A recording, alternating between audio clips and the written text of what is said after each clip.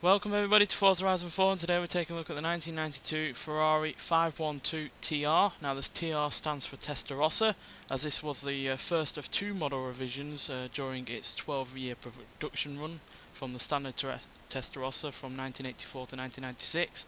The standard Testarossa was made between 1984 and 1991.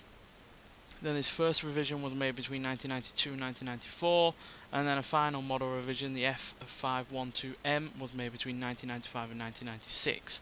Now there were 2,261 of these versions of the Testarossa made, with around nearly 10,000 made overall during the 12-year production run.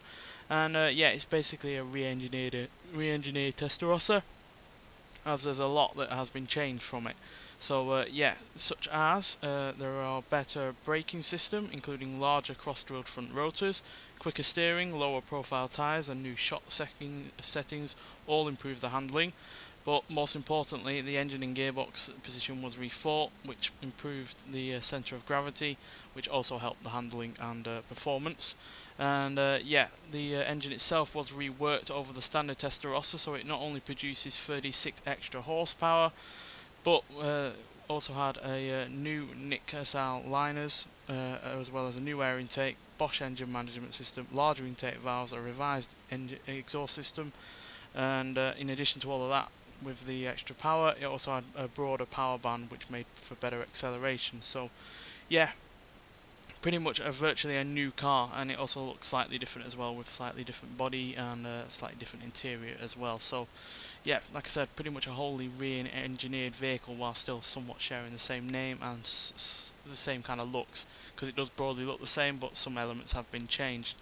And yeah, it's pretty much still an 80s supercar in a lot of ways. It's really rather wide at 77.8 inches, which is not only more than 3 inches wider than a Countach, but also 5 inches wider than the previous car we reviewed, the Ford Ranger Raptor, which, yeah, it does really just show how wide this car is. I know it doesn't look that wide at the front, but when you get to the back, yeah, it's a really wide car. And yeah, it's the styling at the back that is one of my biggest reservations about this car. I'm not too bothered about it on a side profile or from the front, but that wide rear end, it just does nothing for me, and there's way too many slats and slits that are going on there. And even though it has 4 exhausts, they're buried under the bodywork where you can barely even see them. So yeah, styling wise, it's a bit hit and miss.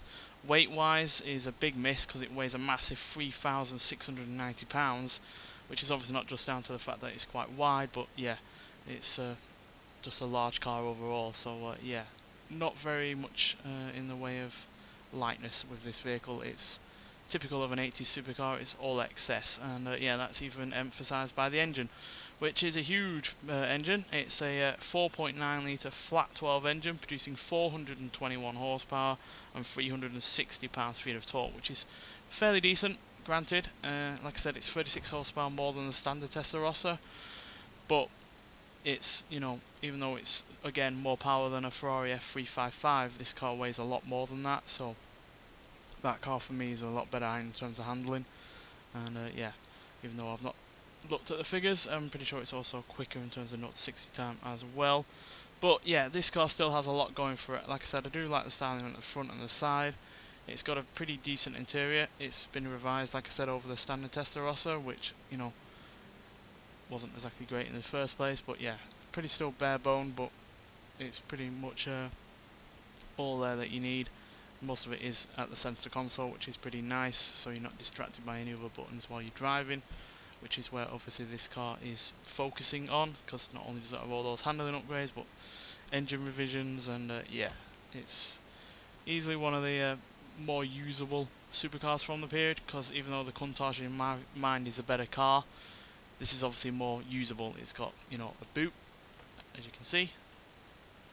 Countach doesn't have anything anywhere near as big as that, and yeah, you can also see out the back. And even though it's wider than a Countach, being able to see out the back alone is obviously helpful. So yeah, nonetheless, let's get out onto the open road and see just what this Ferrari can do. Now I have to say, I'm not a massive fan of the engine noise on this car. I don't hate it, but for such a large engine with quite a lot of horsepower and a fair decent amount of torque, just doesn't sound exciting enough. But at least it does rev really quite high at more than 7,000 RPM, and because it does have that broader power band, yeah, it's got really good acceleration, easily something that's far better in terms of acceleration than you'd expect for a car with more than only about 420 horsepower, but weighs as much as it does. So yeah, it's a bit of a surprise in terms of acceleration. 0 to 16.5 seconds, 0 to 100 in 10.7 seconds, and it will go into a top speed of 195 mile an hour.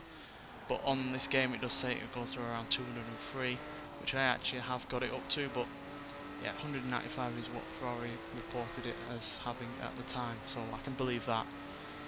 Whether or not it could actually go quicker than an F40 when it has less power, I'm not quite so sure. But yeah, fairly decent vehicle in terms of power and speed, and certainly in terms of acceleration. Handling wise, it's fairly good when you're going quite quickly. It's again the lower kind of speeds, because you've got those massive grippy tyres and the like.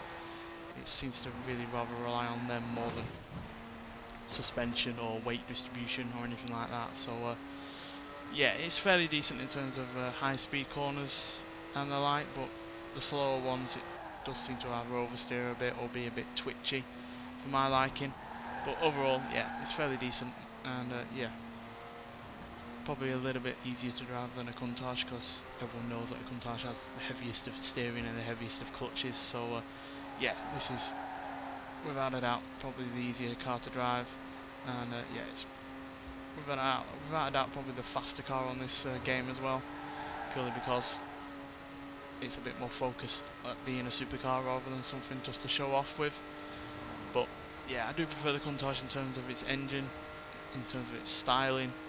It has more power than this, and yeah, it's generally just a bit more of a fun car to drive. This is really rather serious, while at the same time not being the easiest of vehicles to drive. So yeah, it does have all that going against it, but I can certainly see why so many people liked this back in the day. It was obviously featured in the TV series Miami Vice, which really did give it a lot of popularity, and it's also featured on the front cover of the Need for Speed game, the first game in that series, as well as obviously used in the Outrun game. So it's, in terms of popular culture, it's really made its mark, and it was the most produced Ferrari at the time.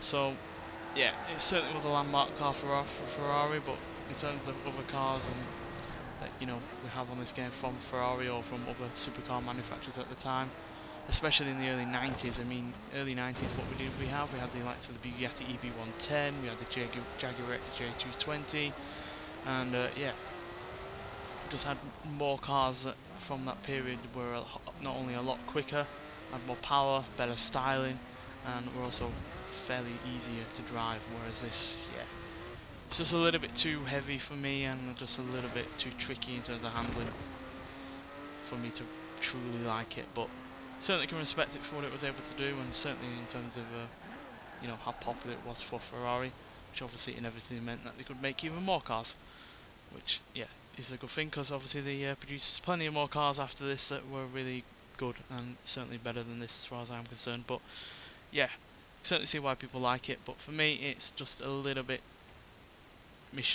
too much of a mishmash between good and bad to be truly satisfying. Nonetheless, thanks for watching, and I'll see you in the next one. Bye.